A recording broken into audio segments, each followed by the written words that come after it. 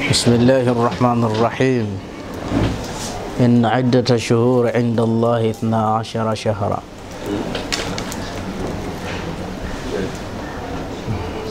Nichukue fursa hii kumshukuru Mwenyezi Mungu Subhanahu wa Ta'ala ambaye kwa ihsani na taufiki yake ametuumba wanadamu na akatupa mwongozo, akatupa dini, hajatuacha hivi hivi. Sambamba ya yote, alhamdulillah, tupo ndani ya mwezi mtukufu, mwezi wa Shaaban. Maana ya Shaaban ni kueneza kheri, ni kueneza kheri. Na tumetoka katika mwezi mtukufu wa Rajab, ambao mwezi wa Rajab una matukufu mengi na tumeyaona sana sana sana sana. Sambamba na hayo sasa, Shaabani hii tumeona ina matukufu mengi. Wanawachuoni wanasema mwezi wa Rajab ni mwezi wa kupanda, ni mwezi wa kupanda mbegu, lakini mwezi wa Shaaban ni mwezi wa kumwagilia, lakini mwezi wa Ramadhani ni mwezi wa kuvuna, ni mwezi wa kuvuna.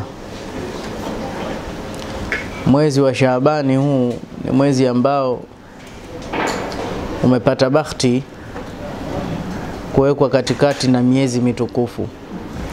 Umewekwa katikati na mwezi mtukufu wa Rajab na umewekwa katikati na mwezi mtukufu wa Ramadhani, ambao Ramadhani nayo imepata fursa ya kutajwa kwa jina lake ndani ya Qur'ani, shahru Ramadhan alladhi unzila fihi alquran.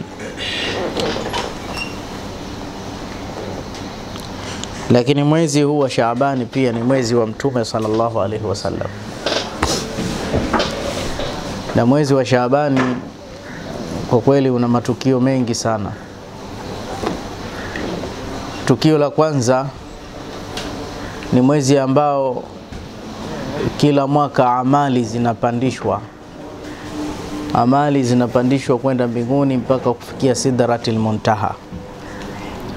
Amali zinapandishwa kwenda mbinguni mara 3 yaumia, kwa siku, asubuhi ile na jioni kidogo.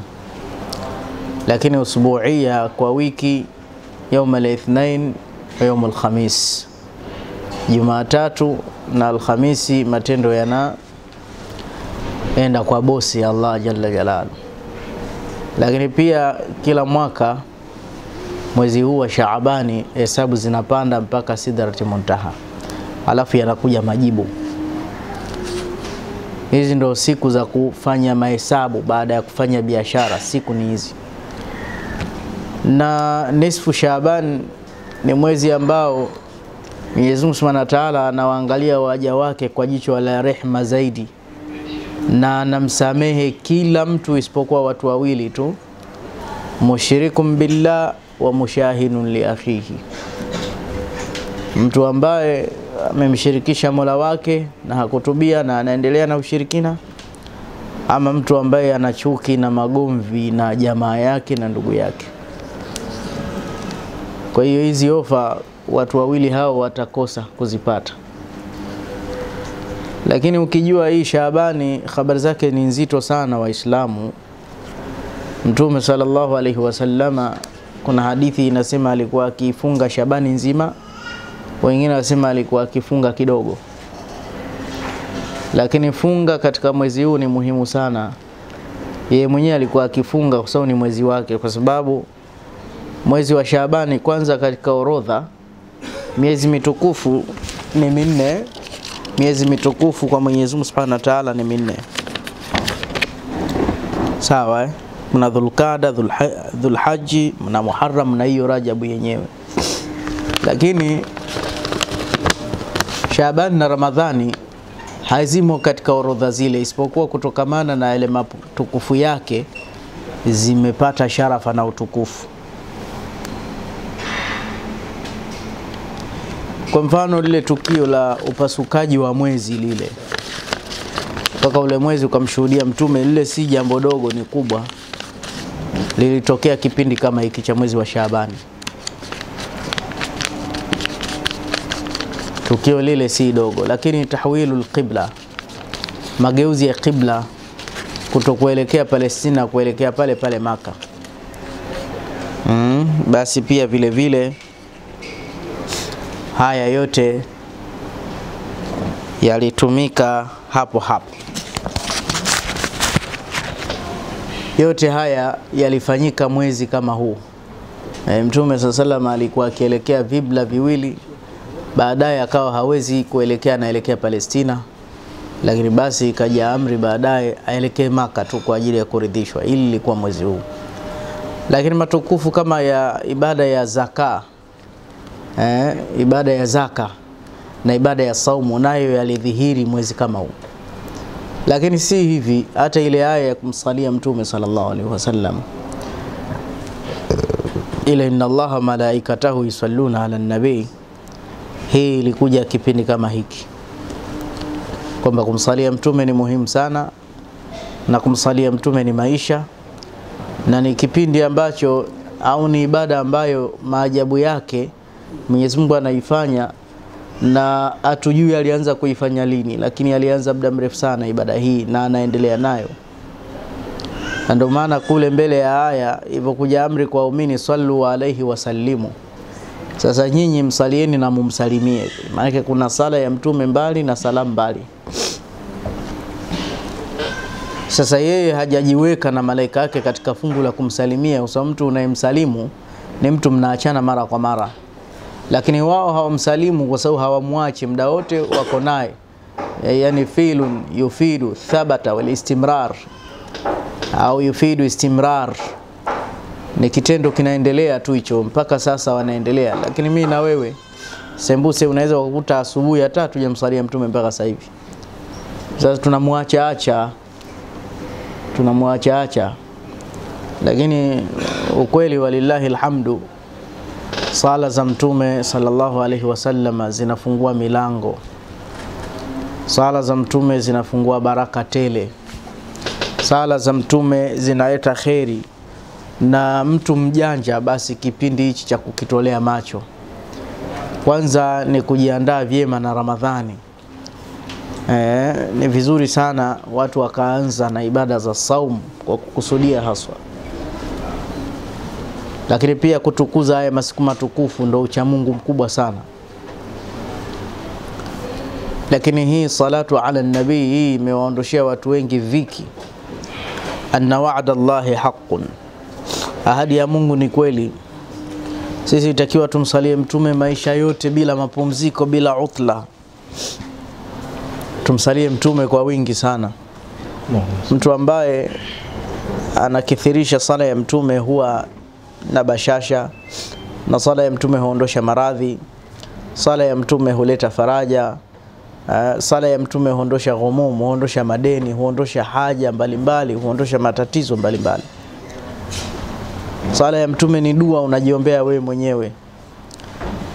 Yani mtume ndio kishawe kwa mbele, hakuna jambo litasababisha awe kwa nyuma. Si unaona hata adhana bwana, Allahu akbar Allahu akbar, ashhadu an la ilaha illa Allah, ashhadu anna Muhammadar rasul. Hebu toa hicho kipengele, adhana haisihi. Lazima adhana yako ifungamanishwe na dhikri ya mtume sallallahu alaihi wasallam.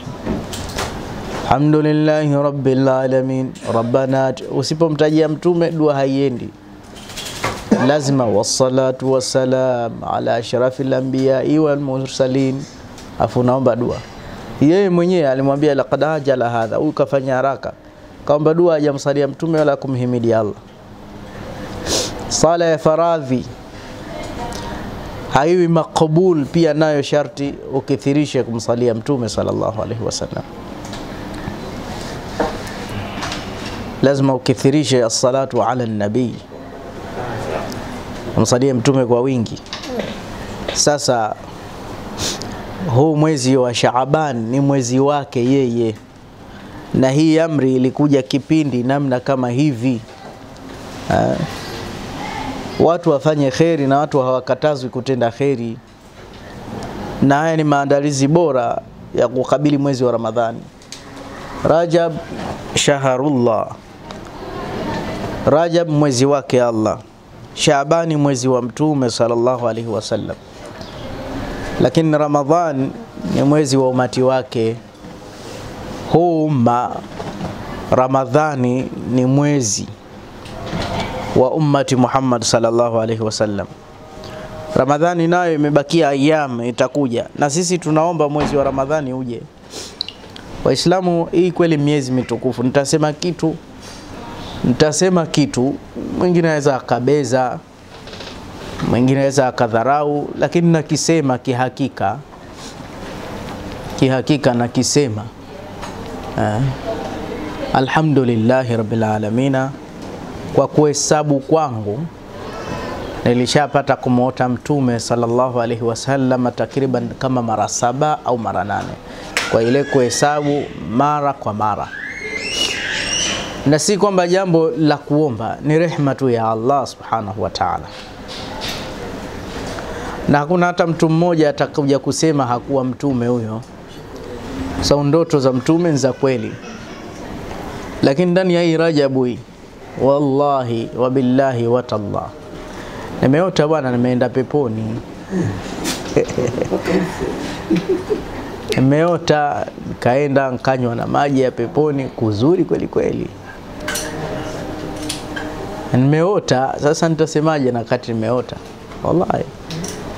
Na sikufanya amali makhsusi kwamba ni lakini ile bishara inaniambia hapa ni peponi, na mazingira yale sijawahi ona, lakini mazuri kweli kweli.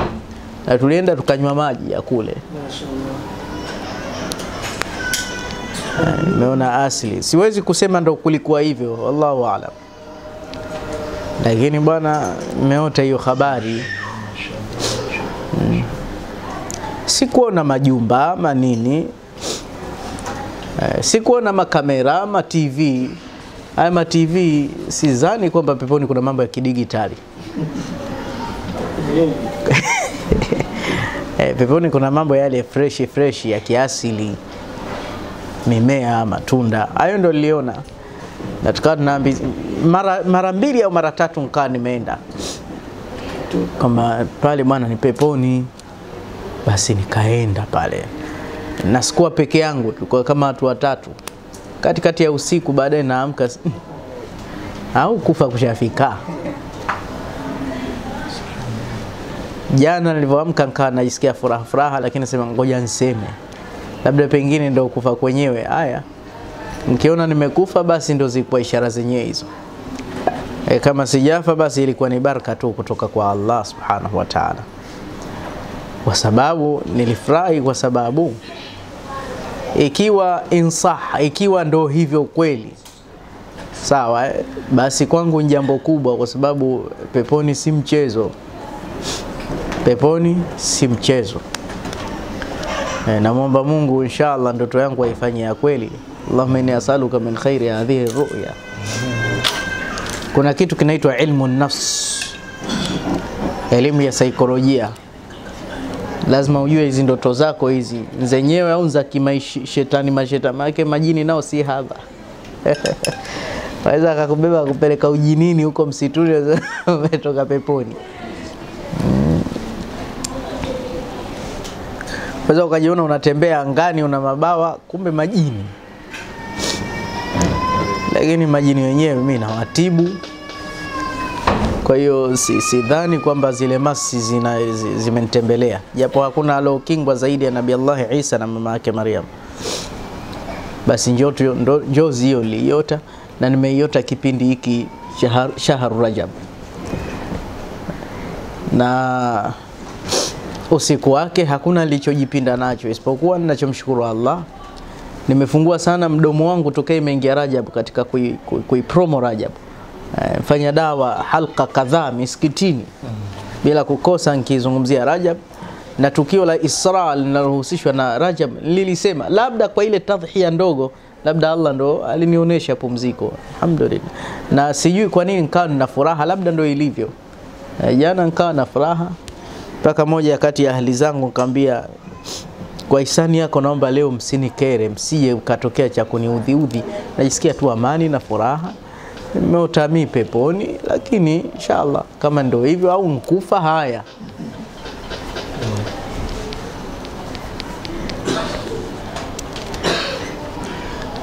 Hakuna anayependa kufa, lakini mara nyingine mara moja tunatamani.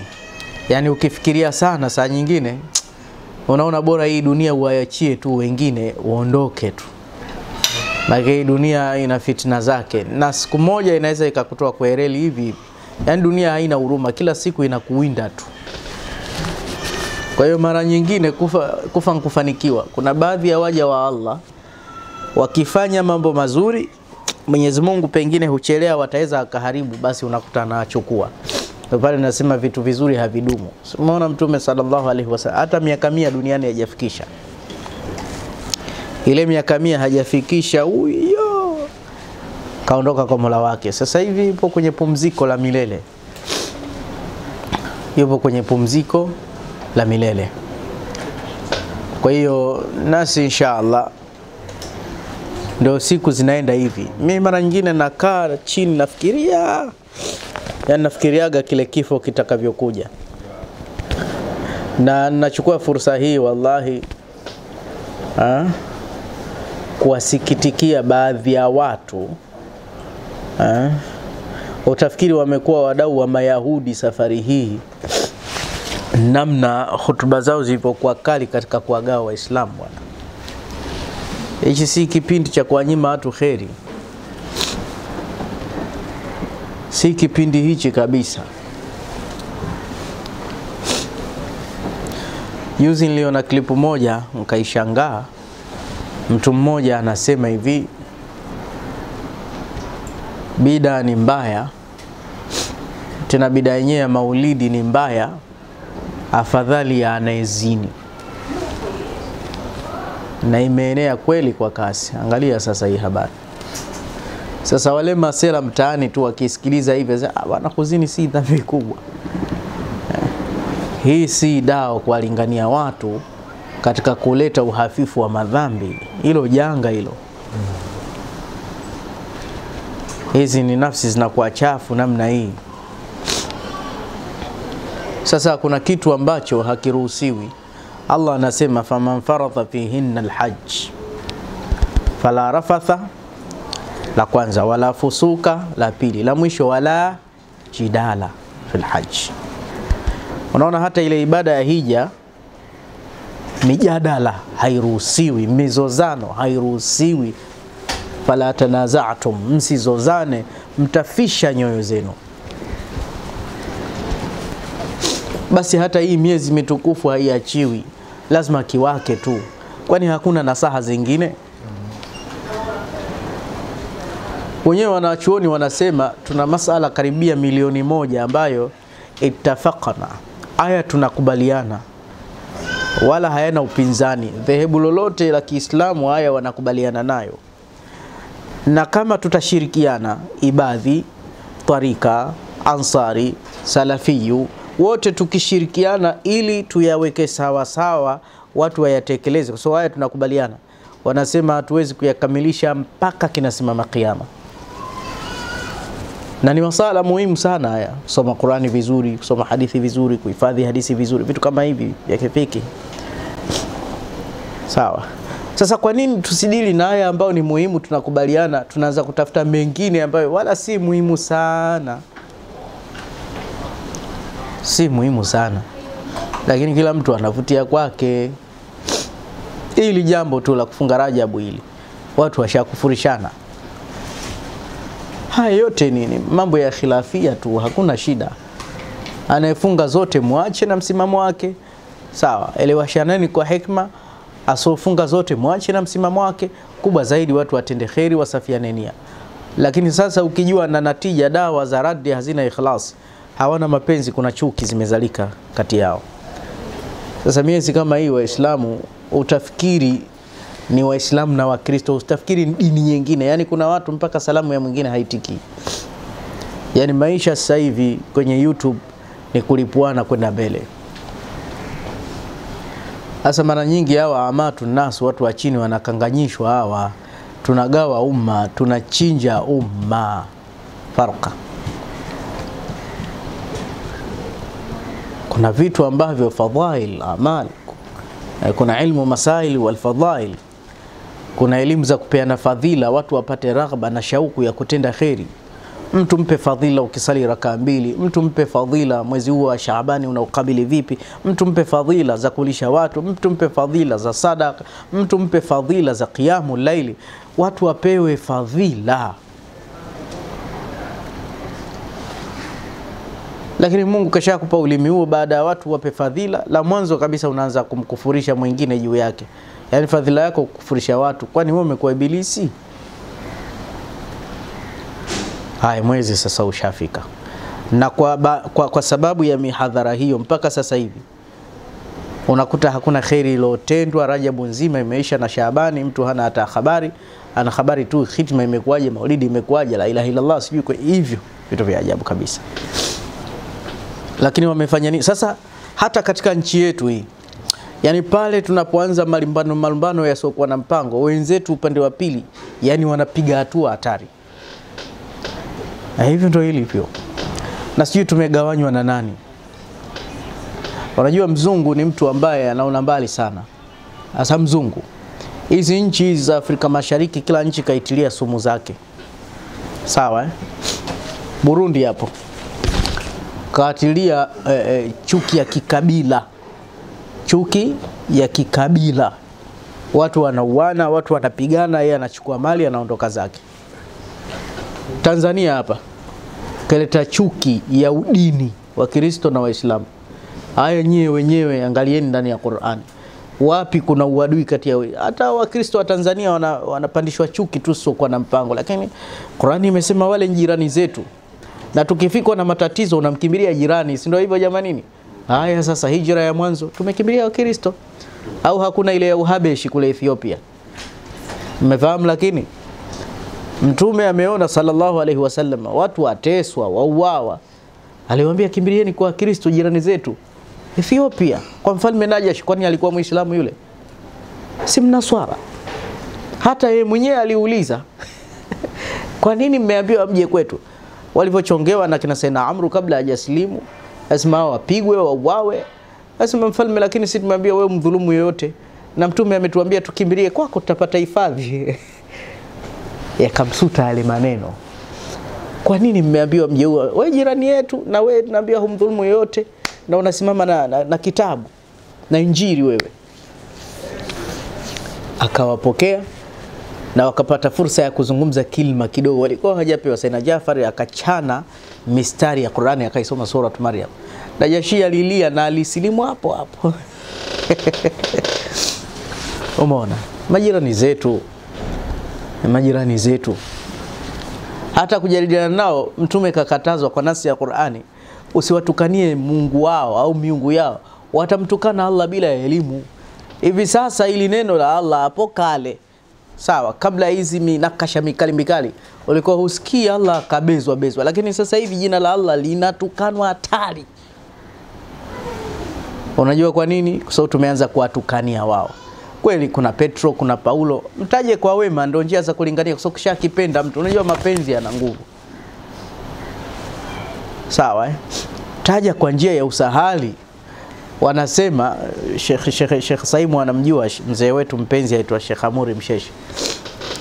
Nilienda Burundi katika kufanya dawa. Yule mzee akaniambia, ukimtukana mwenzio usione kwamba naye hana vya kukutukana, anavyo.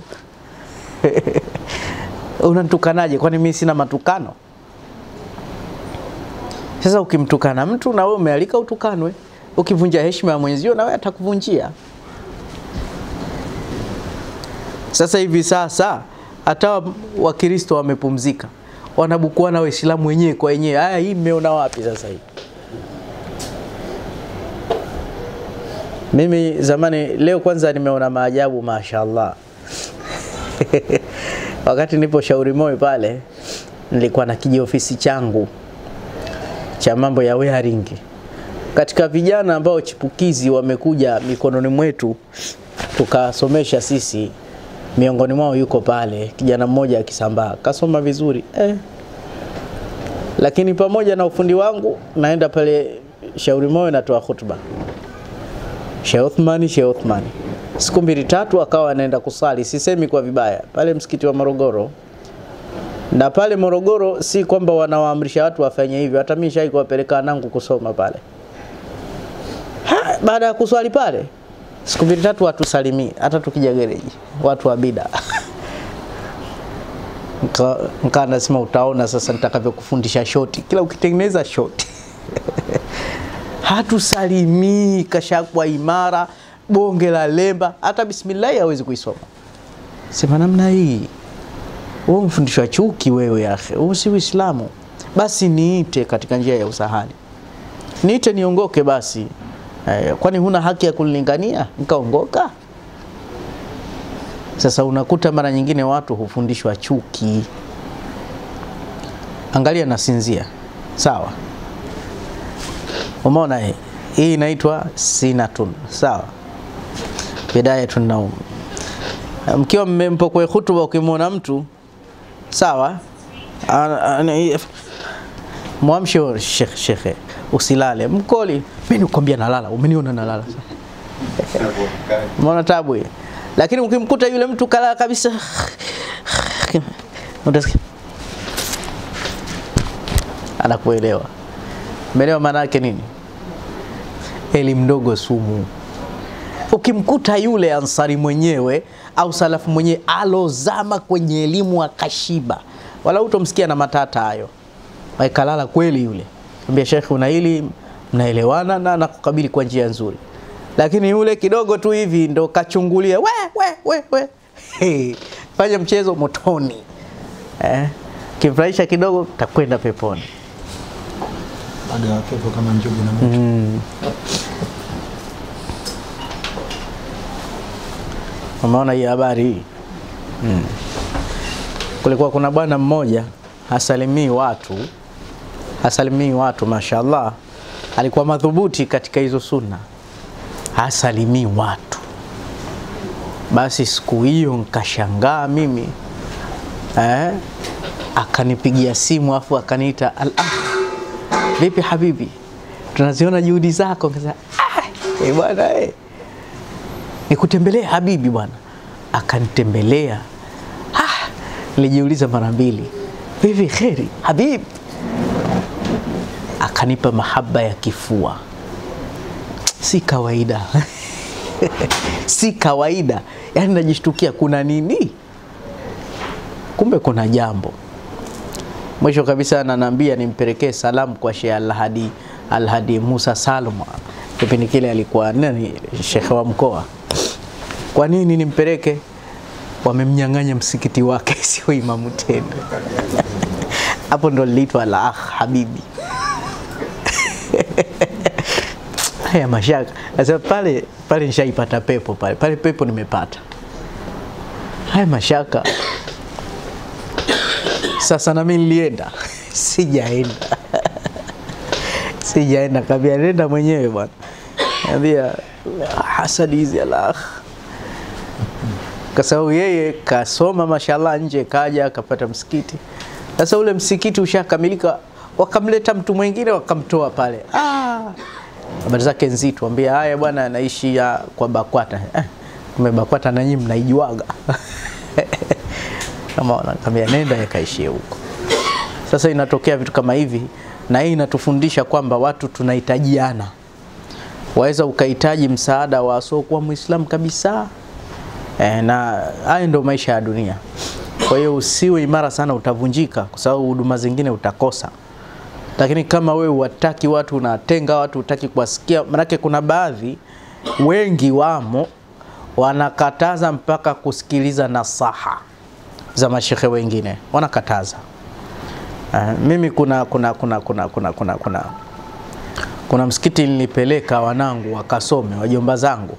Nilijawatoa kwa sababu msikiti ule mtu mmoja ilisikika klipu ya shekhe fulani simtaji, kafukuzwa chuo. Kafukuzwa chuo, ametoka. Watu siletea hizbi huyu. Akatolewa. Sasa ukasema sijui Ansari, sina maana hiyo. Hata huku kwetu twarika huku, na sisi tuna majanga yetu vile vile.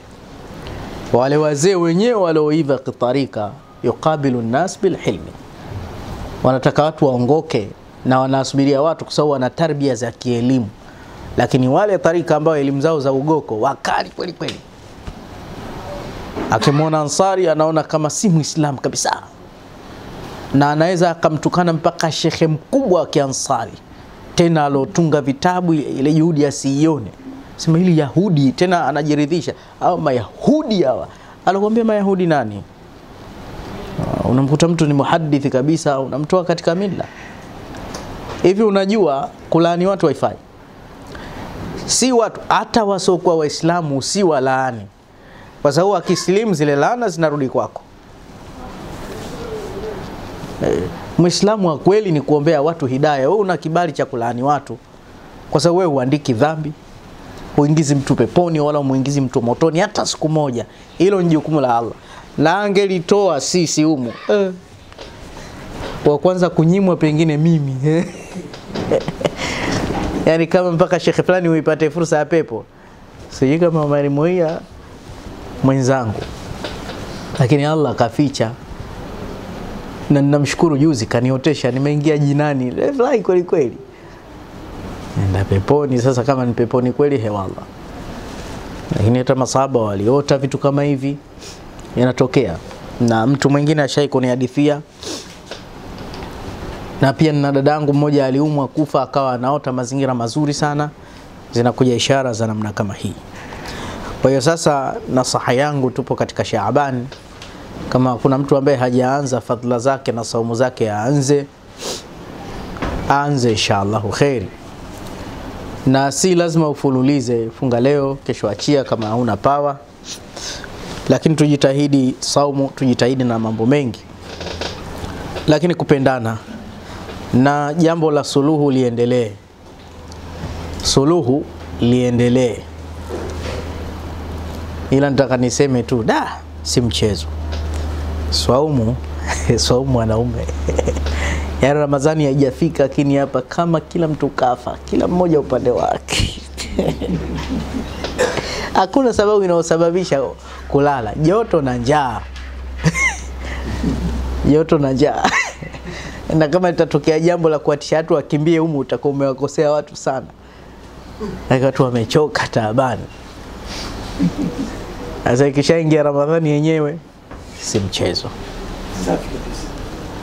Ramadhani ikishaingia bwana si mchezo. Kwanza chakula kitamu, lakini pia kukiacha kwake ni muhanga mkubwa sana. Ni muhanga mkubwa. Na sijui kumekuaje siku hizi mbili, kuna joto sana. Sasa vikikutana na saumu kazi ipo. Japokuwa saumu pia ukipata mazingira ya baridi nao balaa njaa mapema. Lakini inshallah kuna babu Rayyan, mlango peponi wa Rayyan, ataingia mfungaji tu. Kwa hiyo as-saimun fayadkhulun wala yadkhul ma'ahum ahada, wataingia wenyewe peponi. Shekhe, pepo kuna milango 8, miongoni mwayo kuna babu Rayyan. Na ukiingia humo harufu nzuri na kutoka mdomoni mwako. Na tukiingia peponi basi mazingira ya kutishiwa kufa hakuna tena. Kuugua si mara mafua, mara tezi dume hakuna. Mara jamaa na kensa hakuna. Mara ana ngoma hakuna. Yani maisha ya kutesa. Maisha mazuri kweli kweli. Kwa hiyo ni kujipinda tu. Na hizi ibada ndo zisiachwe. Lakini jambo jingine ambalo mawili nitaka kusahau. Huu mwezi wa Shabani huu, Sheikh Abdallah, watu wanaoa hao, afu ikishaisha Ramadhani wanaachana. Ili nalo lazima tuweke gia hapa kidogo. Jamani, huu si mwezi wa kuoa afu baadaye tuachane. Sisemi kwa vibaya, japo nami nina mzee wangu wa karibu kanambia, Shabani hii tena Ramadhani sitaki kufunga peke yangu. Zile ndoa zile watu wengi wanafunga kwa spidi Shaabani, lakini ikifika Ramadhani huachana. Sasa zisiwe ndoa za sampuli hii, ziwe ndoa za dumu dawamu, zidumu. Na ili zidumu ziangaliwe tafiti zote. Haujaambiwa kwamba Ramadhani ukifunga bila ya mke au bila ya mume haijakubalika, inakubalika. Na kama we Ramadhani huwezi kujizuilia bila kukaa na mke, ina maana miezi mingine ulikuwa free, ulikuwa unafanyaje?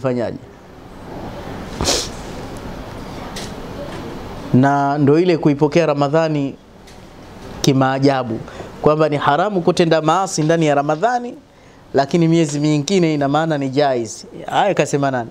Tena mtu humwambia ile kimada wake, mwezi wa haki, mwezi wa toba umeingia. Hii nyumba uione pai. Tutakutana tu siku moja ya vunja jungu. Kwa hiyo pia kuna kuvunja jungu. Uwanja afisi Manzese.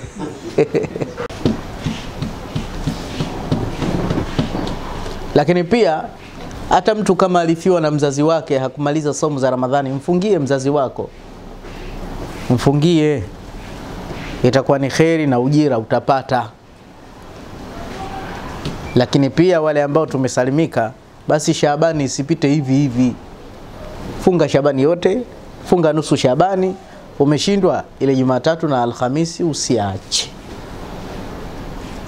Lakini kubwa zaidi, Shaabani 15, jamani usiku ule tusiuache. Yani ule usiku ngangania, muombe Mwenyezi Mungu akusamehe, akupe kheri. Muombe Mwenyezi Mungu madhambi yote ya mwaka mzima yaliyopita. Mwaka mzima uliopita, nikwambie kitu kimoja, unajua Shaabani mahesabu nimesema. Shaabani mahesabu yanapanda mbinguni. Sasa hebu utengeneza hesabu mbovu hapa kati za mwaka. Nikwambie kitu kimoja. Mwaka huu hiyo ya kusengenya sina shaka imekupitia. Maana imekuwa kama maji ya kunywa. Anaongopa? Kama anaongopa mmoja anyoshe kidole, haja sengenya mwaka huu. Unafanya mchezo nini wewe? Hii sina mashaka nayo. Imekupitia.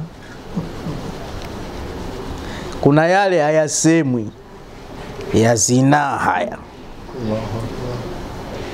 Na haya ukiyataja tu hata mtu kama kasinzia kwanza kichwa kinanyanyuka na kuangalia vizuri. Hii ni dhambi inahusiana na jinsia. Wallahi mpaka unusurike naye uwe madhubuti kweli kweli. Uwe madhubuti kweli kweli. Na hakuna kwamba inshallah niende kundini sana, niwe na imani kali nsizini. Hii inahitajika na asbabu. Asbabu ya mwanzo lazima utengeneze mazingira ya kuoa haraka. Hakuna uchamungu wa hivi hivi. Alikuwepo mzee wa msikiti. Huyo mzee maskini Allah amrahamu.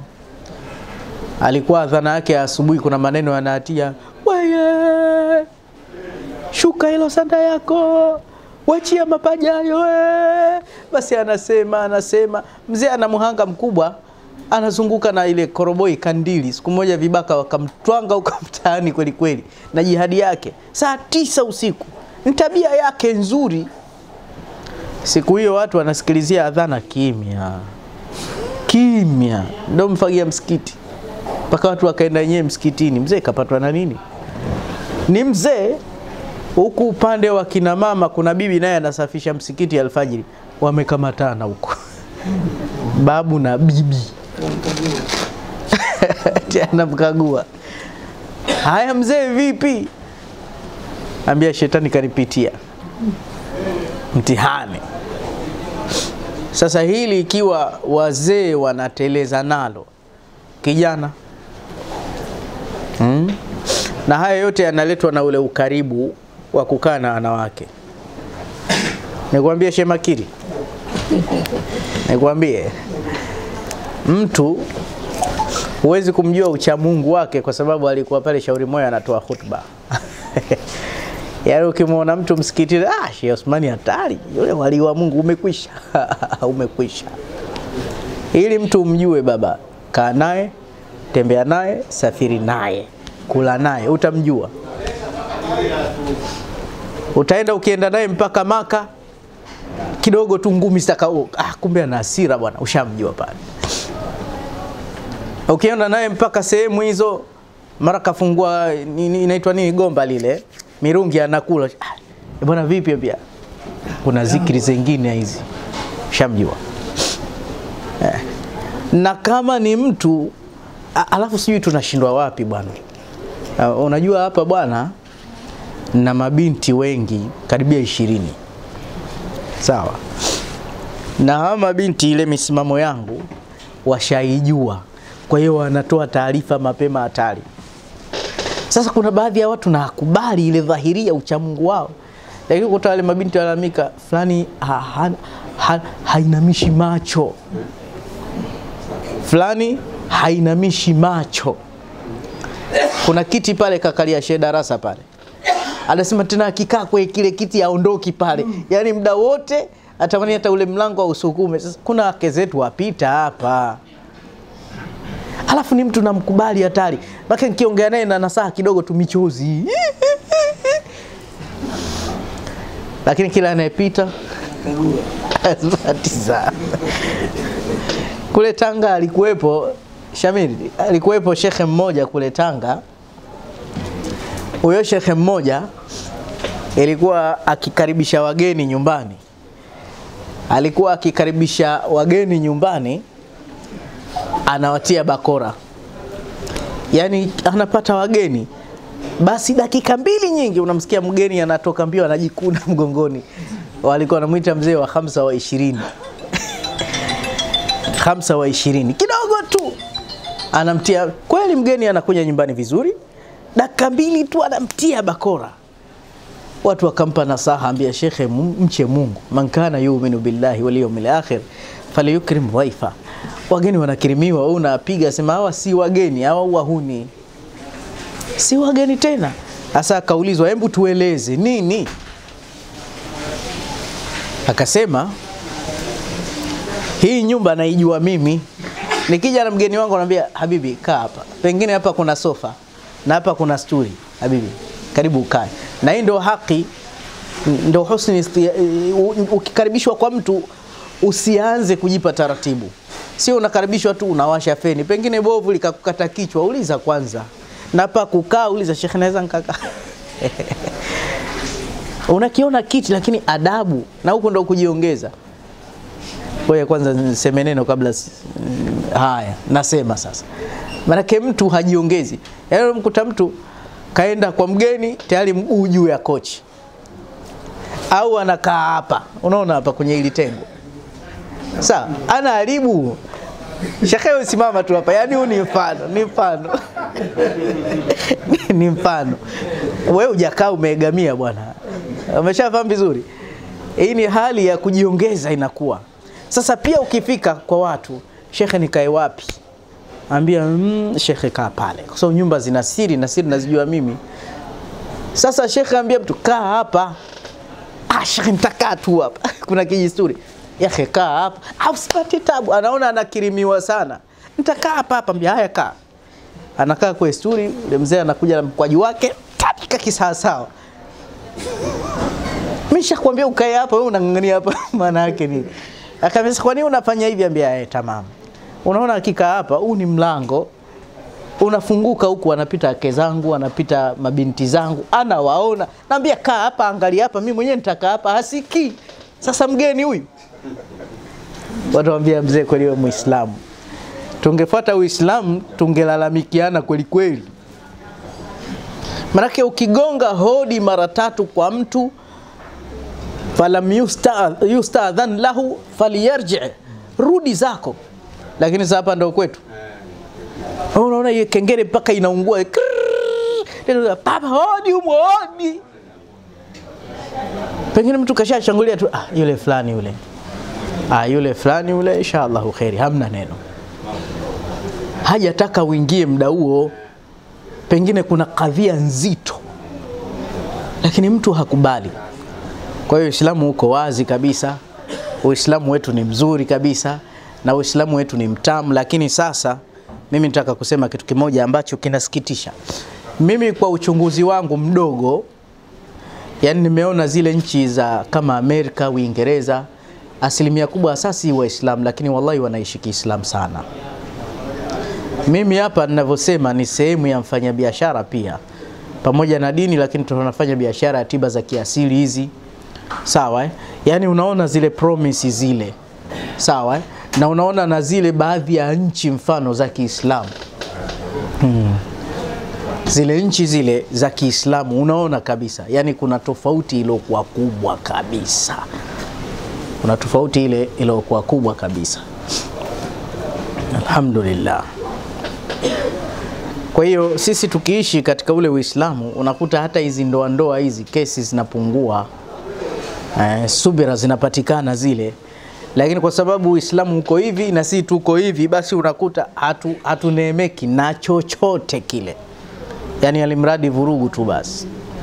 Na hususan kama nchi yetu hii mfano kama Tanzania, pia tuna uhuru wa kusema chochote katika dini. Yani mimi ninavyojuaga dini ilivyo, kila mtu ana engo yake.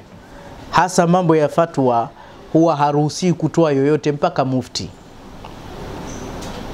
Yani fatwa hata uwe fasaha vipi hutakiwi kutoa, atoe mufti, ndo nidhamu itakuwa. So pia fatwa sometime inabadilika kutokamana na mazingira. Sasa kila mtu akitoa fatwa, maana fatwa ni sheria hizi, basi yani unamkuta mtu yale mazungumzo yake tu ni fatwa tu basi. Kwa hiyo kila mtu anafutu masala.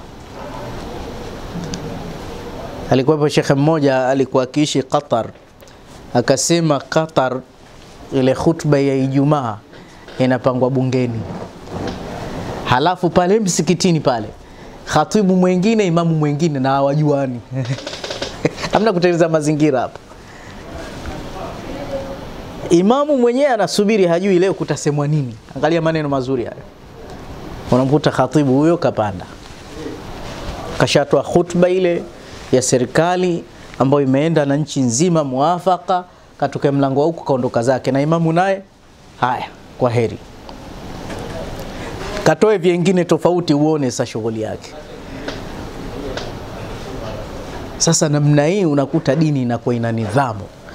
Lakini mtu tu akiisikia tu tayari kichwa kishapata moto, yani kuna mtu anagombana na mkewe anamsubiria Ijumaa, angalia vigongo nitakavyoenda kuvitoa. Sasa ugomvi wa mkeo unaoleta msikitini? Kwamba tuko huru kusema chochote katika dini, wala hatuko huru. Na tunaikosea sana hii dini yenyewe ya Kiislamu. Basi sawa, ndo madhaifu, na Mungu ana hekima kutuwekea huku ambako hata ile dola ya Kiislamu haijasimama. Basi pamoja na udhaifu wetu tujaribu kupunguza ile makucha yetu hii miezi mitukufu hii. Shabani ndo hiyo, ukisimama vizuri kama nilivyosema mwanzo maneno yangu ya awali kwamba Rajabu ni kuotesha, Shabani ni kumwagilia, lakini Ramadhani ni kuvuna. Sasa wallahi ndo hivyo kama hujaotesha hujamwagilia, Ramadhani huna cha kuvuna, umeikurupukia Ramadhani. Ndio maana ukuta wengi Ramadhani inatushinda. Hatuna istiadadi, hatuna maandalizi ya kiucha Mungu. Lakini tukianza kujinoa mapema kuanzia Rajab, nyoyo zikalainika, wallahi inshallah mambo yatakuwa mazuri. Mambo yatakuwa mazuri. Sasa hii Shaabani leo sijui ni mwezi ngapi, sijui ni 5, sijui ni ngapi, 6. Mwezi 6. Saumu zikithirishwe, magomvi yaondoshwe. Lakini mbali ya yote, huo usiku mkubwa huo wa nisfi Shaaban tusiukose kuomba msamaha. Kwa hiyo natumia fursa hii kwamba wanasema hivi wanachuoni, mtu ambaye akipita mbele za watu anataka kuzungumza, lakini lengo lake kuaridhisha watu wote, tokea dunia imeumbwa hakuna hata mmoja ashai kufanikiwa. Yani ukipita hivi mbele za watu utaka kuongea na watu, kuna hali kama 3 zinatokea. Kuna kundi la mwanzo, yani mtu akitizama ile appearance yako, uvaaji wako vile tu, anakuchukia bila sababu na hajai hata kukusikia. Yule naye, yani ndo nafsi zimeumbwa hivyo. Lakini kuna mwingine anataka kwanza kukusikilize, ukipatia ndo kasiriko lake, hasadi. Na mwingine asubiri ukikosea hata kidogo kidogo tu hakupi udhuru, ndio inapoanzia. Sasa kibinadamu unakuta mtu akipata fursa atakomenti, atabeza, atasema, ndio ilivyo. Na watu wanafanya hivyo sana sana. Sasa nachukua fursa hii kwa sababu tumeingia miezi hii mitukufu, binafsi natoa msamaha kwa watu wote hao. Watu wote hao, nafsi yangu inakuwa amani na wao. Na mimi pia naomba kusamehewa. Lakini ukatoa na saa nyingine utafikiri umemlenga mtu. Kama wiki iliyopita utafikiri tumelengana. Tulisema makameramani wasoswali wote wanasali na wote wacha Mungu bwana. Hamna hata mmoja asoswali. Tena mpaka qiyamul layli. Mashaallah. Wakati tupo Tanga, Sheikh Saidi alikuwa anatuamsha alfajiri. Sheikh Abdallah Usigune alikuwa anatuamsha bwana. Sema muda wote mpaka sasa hivi hamjaamka kuswali. Na kule kuna baridi kweli kweli. Sheikh Omar Muia anakujua kule. Lakini tulikuwa na mzee wetu mmoja Mwalimu Dimoso, kila siku alfajiri aoga yule bwana. Anaoga kila kia, mwalimu shaoga maji nini, yani bila kuchemsha. Hii nayo ni jihadi kubwa kweli kweli. Kwa hiyo pia vile vile makameramani tunachukua fursa hii tuasiudhike kwamba yule bwana alipokaa hapa aliona sijasali au nini. Ni nasaha tu, lakini kuombana radhi ni muhimu sana. Kuombana radhi ni muhimu, mwezi ndio ushafika. Na jingine la kuomba ni kumomba Allah kama alivyoomba Mtume sallallahu alaihi wasallam atubariki Rajabu iliyopita na hii Shaabani, lakini pia atufikishe Ramadhani na tufunge mwezi mzima. Na katika dua tunazoziomba leo kama Ijumaa ya kwanza ya Shaabani, tunamomba Allah asitupe mitihani ya kukosa futari Ramadhani. Hapo napo mtihani. Unajua Ramadhani inajipenda yenyewe na unapata unyonge, kwa sababu anasema Mtume as-saimu laha farhatan, anayefunga ana furaha mbili na anaburudika kwa furaha hizo. Furaha ya mwanzo ule wakati wa kufutari, japo ni maji tu, lakini unaona kama si yale maji ya kawaida, ule utamu wake. Sasa hebu angalia wakati wa kufutari, pale kuna raha, alafu unakuwa huna cha kufuturu, basi unaifunga Ramadhani katika unyonge wa hali ya juu sana. Na watu wengi maisha yanaenda, lakini ikifika Ramadhani yanakuwa magumu zaidi.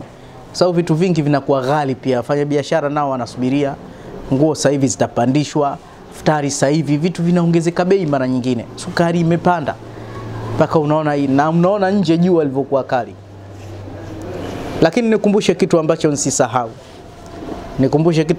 nsisahau. Lakini pia wale watu ambao wana ada ya kufutarisha watu, ndio mwezi wa kuchuma. Watu wa Marekani, mmoja aliniambia zamani, huku kwetu bana, ukitajika msaada wote tuambie, huku kwetu mtu hata ukimpa $100 akushukuru. Sawa, $100 laki mbili na karibia na 30 hizo. Huku mshahara wa mtu mara nyingine. Sawa. Tena mshahara wa watu wawili sehemu nyingine. Asema mtu akushukuru kwa sababu sasa umempa buku tu 1000 ya Dar es Salaam. Yaani si pesa. Sasa watu kama hao kwanza wasisahau kwao.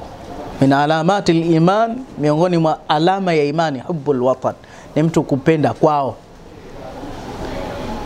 Kwa hiyo kipindi hichi na nachukua fursa hii kwa maneno haya pia, kuna mtu mmoja anamshukuru juzi alinipigia simu, lakini hata simtaji.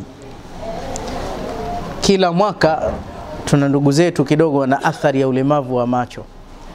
Huyu bwana akanambia, hivi wale walemavu ni 3 au ni 5? Nikamwambia 3. Akanambia ongeza basi kidogo wawe hata 4. Sasa nataka kumwambia yeye na wengine, mashallah, mashekhe zetu, walimu wetu, walemavu wa macho, wa miguu, hali zao taabani.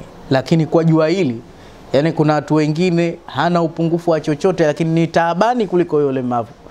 Tunao wao pia, ni taabani kuliko huyo mlemavu. Kwa hiyo sadaka ikija, na la mwisho pia niseme, wale watu ambao wanatenda kheri wasitoe masharti katika zile sadaka zao. Mwaka huu wasitoe masharti. wasitoe masharti wakaja kuwapatisha watu madhambi. Hizi kilo 20 zitaenda hivi, hizi zitakuwa hivi. Mwisho unakuta kilo nyingi zinaenda kwa watu wengi. Kwa mfano hapa niko na wazee na vijana, unakuta nyumbani kwake hana chochote siku kadhaa hajaftari, alafu anakuja kuchukua tu zile futari, zile pesa anaenda kuzigawa, yeye mwenyewe kakauka. Hata Allah mafungu ya zaka kuna amilina wala amilina, kuna wale wagawaji wa zaka wenyewe, kwa ile kazi ya kugawa tu Mungu kaona watapata tamaa, kawekea nalo fungu apewe. Umeona Mwenyezi Mungu anavyojua kuyatengeneza mambo. Kwa hiyo msiweke taratibu za sharti na Mungu atakulipeni. Na lengine wale watu wa sadaka, mara nyingine unatoa sadaka inakuwa haijafika kwa mlengwa, lakini ulolenga wewe limefika. Mara nyingine mnaweza mkaacha watu wakafanja, si tumeishi sehemu za markaz za wapi huko, mtu baada alete zile sadaka atamtafuta mtu fulani ampe, hazitufikii, ufundi umekuwa mwingi, ungeacha tu zitatufikia inshallah. Na ukitoa sadaka si lazima upige kamera. Wewe umeniona napita Usman Mike yule pale ana njaa, wewe nipe mzigo, wala usitake watu. Maana hili nalo ni tatizo. Hili nalo ni tatizo. Binafsi sadaka ya kutangazwa sipokei. Kwamba kila atakayechukua apigwe picha. Hizo habari hizo tuachane nazo kabisa. Mambo yanaenda kimya. So unajua bwana, kutatua shida hii ni siri. Yaani mimi mpaka nikikwambia nimelala na njaa, unajua nishajiaibisha, hii siri. Na nimevumilia imeshindikana, sasa ndo nimesema. Na maneno ya mwisho ya kufungia. Wahitaji ni wengi. Nyinyi nami tujitahidi kutoa, lakini pia nafikiria mwaka huu inshallah hata wale watu waliodhikika hatutokaa katika media kuanza kutangaza hali zetu. Haitofikia hatua ya namna kama hii,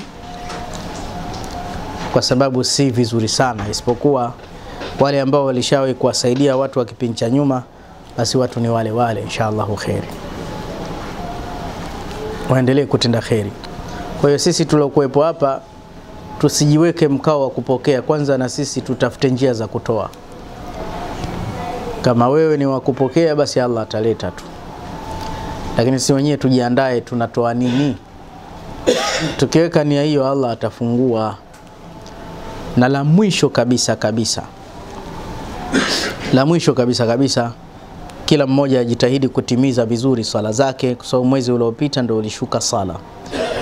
Na vile vile mtu ajitahidi kukamilisha zaka zake, kwa sababu mwezi huu wa Shaaban ndio zilishuka zaka. Lakini pia mtu ajitahidi pia vile vile kutekeleza ibada mbalimbali. Mwezi wa Shaaban mambo mengi yamethibiti, lakini pia hizo sala za mtume zikithirishwe kwa wingi sana.